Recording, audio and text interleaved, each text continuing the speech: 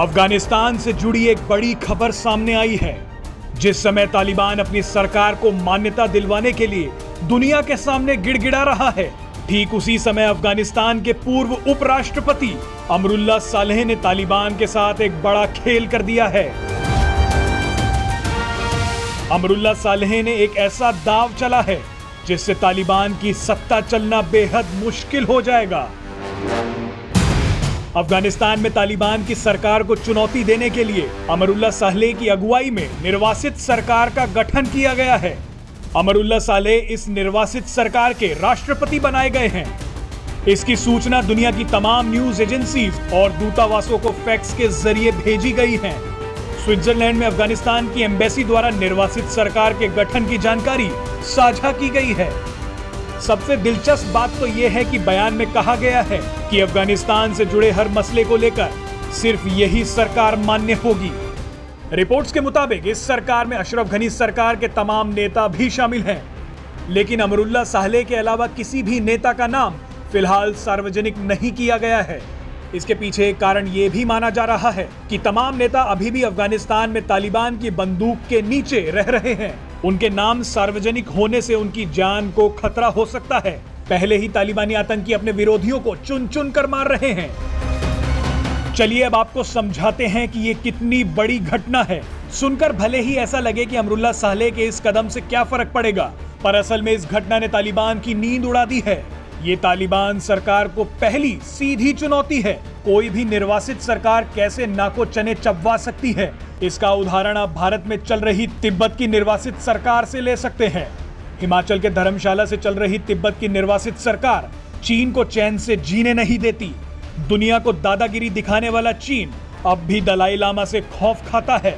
चीन आज भी ये बर्दाश्त नहीं कर पाता जब भारत सरकार का कोई मंत्री दलाई लामा से मिलता है। 6 जुलाई को जब प्रधानमंत्री नरेंद्र मोदी ने दलाई लामा के जन्मदिन पर उन्हें फोन करके बधाई दी थी तो चीन भड़क गया था। आपको बता दें कि निर्वासित सरकार एक प्रेशर पॉइंट की तरह काम करती है। कूटनीतिक स्तर पर इसका महत्व और बड़ा होता है। अब आप इससे समझ सकते हैं कि अफगानिस्तान की निर्वासित सरकार किस तरह से तालिबान के सामने एक बड़ी चुनौती पेश कर सकती है। तालिबान को अब ये निर्वासित सरकार चैन से बैठने नहीं देगी। हालांकि इस निर्वासित सरकार को अभी कोई मान्यता नहीं मिली है, पर अगर ये निर्वासित सरकार दुनिया के सामने थोड़ा बहुत भी समर्थन जुटा लेती है तो तालिबान की उल्टी गिनती शुरू हो जाएगी। अफगानिस्तान के पूर्व राष्ट्रपति अमरुल्लाह सालेह ने निर्वासित सरकार की घोषणा करके एक मास्टर स्ट्रोक चला है और तालिबान के लिए एक नई मुसीबत खड़ी हो गई है। अमरुल्लाह सालेह उपराष्ट्रपति थे अफगानिस्तान की सरकार के, जो काबुल के पतन के बाद भी तालिबान के हाथ नहीं आए थे। वहां से बचकर वो पंजशीर वैली पहुंच गए थे। उन्होंने तभी ये घोषणा की थी कि दरअसल अफगानिस्तान के कानूनी शासक वही हैं, क्योंकि अफगानिस्तान के संविधान के मुताबिक अगर राष्ट्रपति गायब हो जाए, भाग जाए या किसी वजह से अपने कर्तव्यों का पालन न कर पाए तो ऐसी स्थिति में उपराष्ट्रपति अपने आप राष्ट्रपति की शक्तियां ले सकता है। अब तालिबान की सरकार को मान्यता देने के लिए वैसे ही पूरी दुनिया में कोई देश आगे नहीं बढ़ रहा था सिवाय चीन और पाकिस्तान के।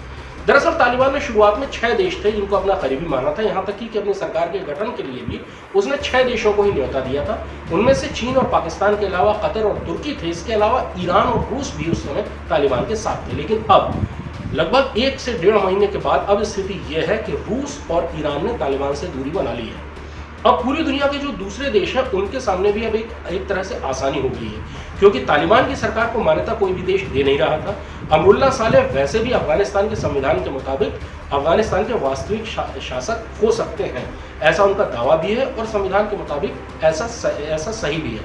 और ऐसी स्थिति में अगर दुनिया के देशों ने धीरे धीरे अमरुल्लाह सालेह की सरकार को ही मान्यता देनी शुरू कर दी तो तालिबान की स्वीकार्यता पूरी तरह खतरे में पड़ जाएगी। हालांकि इस बार तालिबान ने अपने बदल जाने का एक प्रचार किया था। ये बताया कि वो दरअसल सुधर चुका है, 20 साल पुराना तालिबान नहीं है। लेकिन 1 महीने में ही ये समझ में आ गया कि तालिबान वही है जो 20 साल पहले था। हालांकि इस बार तालिबान ने ज्यादा कोशिश की पूरी दुनिया को ये बताने की कि वो बदल चुका है और उसको मान्यता दी जाए। लेकिन दुनिया के किसी भी देश ने चीन पाकिस्तान को छोड़कर उसको मान्यता नहीं दी अभी तक। ऐसे में अमरुल्लाह सालेह का निर्वासित सरकार बना लेना तालिबान के ऊपर एक और प्रेशर डालने का बहुत बड़ा जरिया हो जाएगा। इससे पहले भी निर्वासित सरकारें बनी हैं। तिब्बत की निर्वासित सरकार पिछले 60 साल से भारत के उत्तराखंड के हिमाचल के धर्मशाला में काम कर रही है। इस तरह की निर्वासित सरकारें पहले भी रही हैं और जब उस देश में सत्ता की बहाली हो गई, वो तत्व चले गए जिनके कारण उस सरकार को निर्वासित होना पड़ा था, तो वो सरकार वापस आई है। अमरुल्लाह सालेह ने ये मास्टर कार्ड चलकर तालिबान के सामने एक बहुत बड़ी समस्या पैदा कर दी है अंतर्राष्ट्रीय स्तर पर, और जिससे निपटने के लिए तालिबान के पास फिलहाल तो कोई रास्ता होगा नहीं। Presenting V News app available on Google Play and App Store. Download it now.